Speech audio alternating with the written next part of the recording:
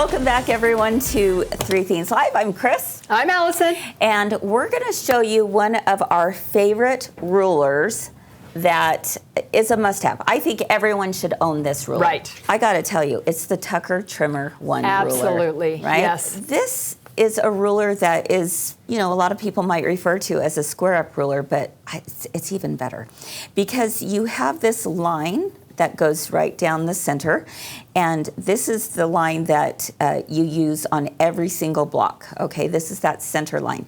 And then you'll see on the diagonal that these are the measurements. So if you needed something like a 3-inch half square triangle, you would be looking for the 3-inch line. Let's say you were looking for a 5-inch half square triangle. You'd be putting that on the seam of the 5-inch line. And you'll see a little bit more how this works in just a moment. But I also want to point out to you that on this side of our line, we have a full circle, which means all of these numbers are in full numbers. On this side, you've got the half circle. So yes. What do you think, Allison? That means that you can do half inch measurements on that as well. Ding, ding, ding, ding, ding. It tells you exactly what to cut your squares at and what you want your finished piece unit to be.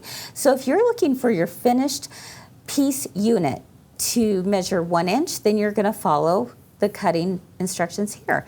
3-inch, 4-inch, and so forth. All right, this goes all the way up to a 6-inch finished block. So what we did here was we took 4-inch squares. You can see right here, 2 of them. And that's my starter square for the quarter square triangles. And I'm going to move on up because the 2.5 is what I want it to be finished at. Maybe I should say I start here and then I move on down. Right. Because if I want a finished 2.5-inch piece unit, I'm going to move on down to here. It tells me to cut 2 4-inch squares. Okay, so how does a quarter square triangle come together? And when I say quarter square triangle, a lot of people refer to it as an hourglass block. Right. So, all right. Right sides together. We're going to make this be as if it was going to be a half square triangle. In order to do that, you have a diagonal line from point to point and you sew 1/4 inch on both sides of the diagonal line. But today, we're going to show you on the Brother Stellaire 2 that you can use the guide beam. So you keep that needle center position. Guideline is over the 1/4 inch, but you're going to use the guideline from corner to corner. Right. Okay? Yeah. I'm going to just keep that right corner to corner. All right, very, very nice, my friend. There we go. You can see right here that we have a perfect 1/2 inch in between. That's exactly what we were going for. So now I'm just going to take the edge of a ruler and just cut straight down the middle. Now, at this point, you're going, okay, all right, Kris, that's a half square triangle, right? Yep. No big deal. I will tell you this, though. One of the beauties of using the Tucker trimmers is that they actually have you cut a little bit more than you need. You piece it together and then you trim it, and that's what gives you a perfect quilt block. Right. And that's what makes that ruler indispensable, because once you get those perfect quilt blocks, you have perfect seams. Exactly. So if I was just doing a half square triangle, this is what I would do. Let's say I wanted to do a 3-inch, for example, a 3-inch half square triangle. I would put the number 3 that's on my ruler, and I would put it directly on the sewn seam. Okay, not to the side, not across, exactly on the sewn seam. So there's my 3-inch. And then you can see here that I would trim.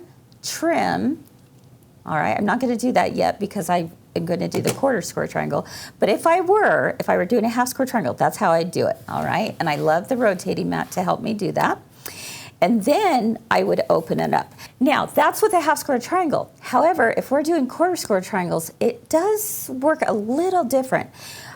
For this, I actually will have Allison use your favorite tool in this sewing room, the ironing board. Perfect. Going to use Darth Vader. Yes, exactly. All right, so we've got the seams pressed to the dark side, and we have 2 half square triangles that have not been trimmed up yet. So to make your quarter square triangle, all you have to do is you're placing right sides together. You make sure the blue and the blue are on opposite sides, all right?